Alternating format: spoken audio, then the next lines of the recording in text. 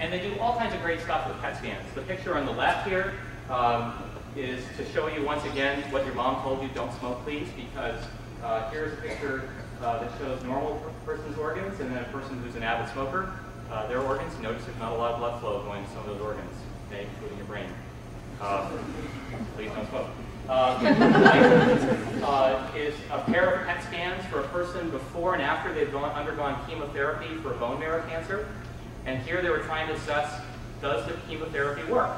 And indeed, it looks like there's an awful lot less going on inside that person's bone marrow after the chemotherapy, but it's not all been cured.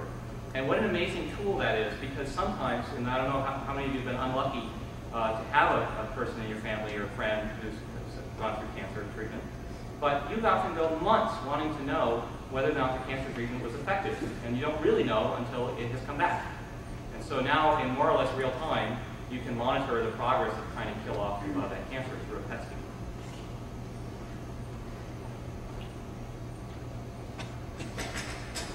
I like this hat. You can actually find that on some particular support group's website. You can buy that. If I have one more PET scan, I think I'll glow. Actually, I'll leave it again.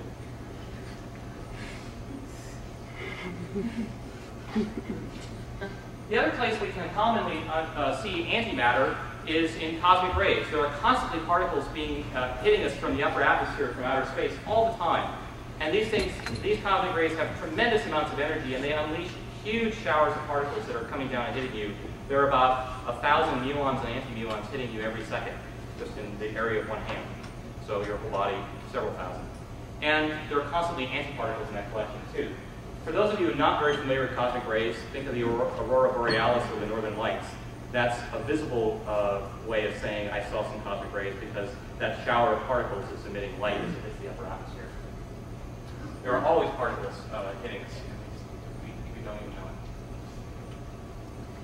So this is a picture taken by some physicists where a cosmic ray is coming in and then blasting apart a nucleus inside a piece of photographic film, and you can see these things unleash huge amounts of energy. The particular tracks here in yellow I've highlighted are notable because they are electrons and anti-electrons. Okay? So those, again, signs of matter and antimatter.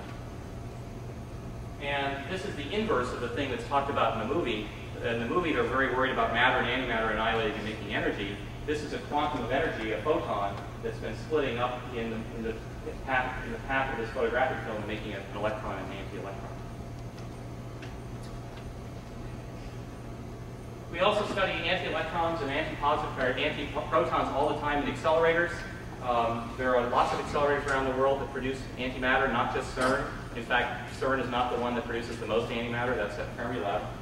This is a picture of a low-energy antiproton coming in and annihilating the proton, which you don't see, and making a spew of particles. Okay, so we do antimatter research all the time, not particularly top secret. I'm going to go along here. What is of concern in the movie, however, is that if you really could get a 1/4 gram of antimatter, that's a big deal. Okay? So they say in the movie, in that little clip that we just looked at, that a 1/4 gram of antimatter is equivalent to about 5 kilotons of TNT. Actually, that's not quite right, because that 1/4 gram of antimatter would annihilate a 1/4 gram of matter.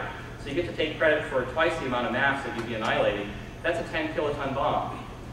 So to give you a sense of how big a 10 kiloton bomb is, that's very close to the size of the bomb that blew up Hiroshima. Okay, that was a 15 kiloton bomb. And 15 or 10 kilotons, what does that mean? It means that you're carrying along enough TNT to fill 100 boxcars in a freight train. So this is a very, very big explosive device. If it was really true that you could assemble a little vat of antimatter equivalent to a 1/4 gram, which weighs about the same as that piece of a dollar bill, that is a very big explosive. Okay, so we really should work. Except.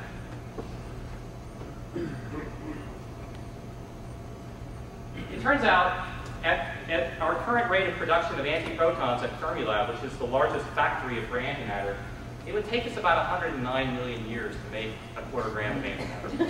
We don't make that much. And unfortunately, it's not even a technology thing. It's just we don't have any tools. This is the laws of physics. The way we make antimatter is to slam a proton into a target of carbon, and you get a spew of particles out, and it turns out only 1 in a million is an antiproton. So we're never going to accumulate that much antimatter by the laws of physics at the rate of production of antimatter at Fermilab. And it's not a very efficient process, it turns out. It takes us a lot of energy to create a high-energy accelerator beam and throw it at a target and make just that little dribble of antimatter. In fact, it takes so much energy, if you really wanted this explosive device, you would have to consume all the energy the world, equivalent to what the world consumes for 30 years. Someone's going to notice. It's also not terribly portable. Antimatter, in the movie, they have this little vat like yay big, and they say there's little electric and magnetic fields suspending the antimatter in this chamber.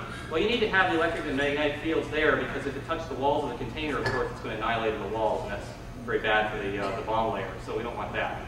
But the true vats, or the magnetic bottles that people that have actually developed, are more like that size in the right-hand picture. It's about the size of a room. Okay, so you're not going to be walking around with this before someone notices.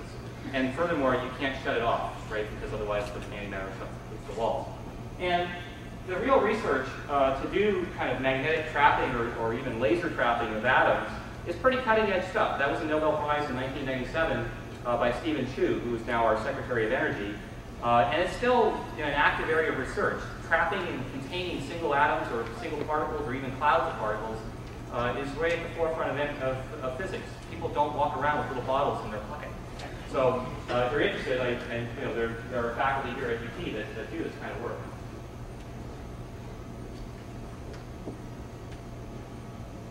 The other thing that's funny about the book, not mentioned in the movie, is it's alleged that CERN has this X-33 space plane, which is kind of cool. I'd like to have one in my lab. And I suppose that it's mentioned in the book because they're talking about propelling it using antimatter as the propelling device. Well, that's even a lot more antimatter that you would need. You would need something like the amount of antimatter equivalent to your fist. That's a lot of antimatter. It takes us 100 million years just to make a quarter gram. It's going to take us a lot more to make our fist. And in reality, I have to tell you that CERN has nothing even close to an X-33 space plane. The more typical vehicle at CERN looks like that. It's a little tiny truck, kind of like out of a Mr. Bean episode.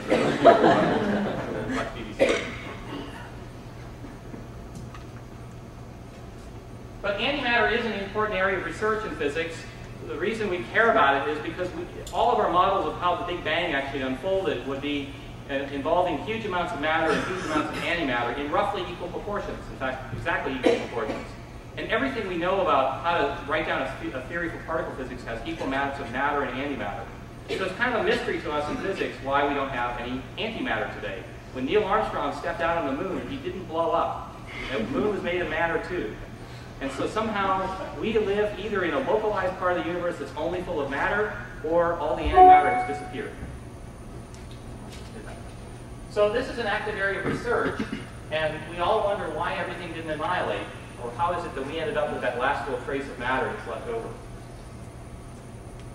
And there are lots of experimental efforts going on, including by faculty here in the Department of Physics. Jack Ritchie and Roy Schwitters were involved in an experiment where they produce huge amounts of particles and antimarked particles in equal volumes, and they look if one decays quicker than the other, because maybe that explains why the antimatter is all gone in the universe. It simply had 14 billion years to decay a little faster.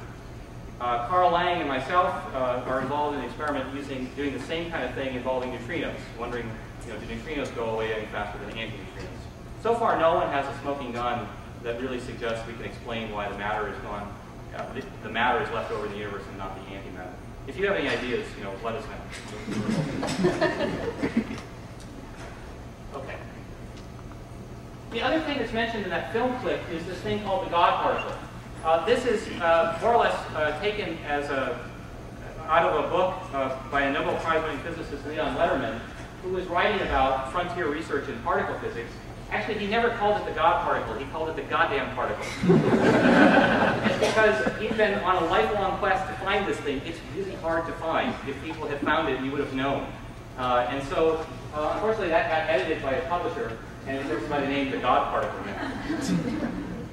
It's one of the central goals of the LHC to find this thing called the Higgs particle, or the God particle.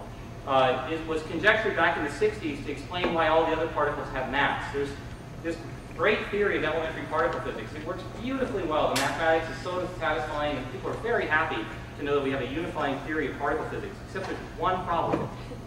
All the particles in this theory have zero mass.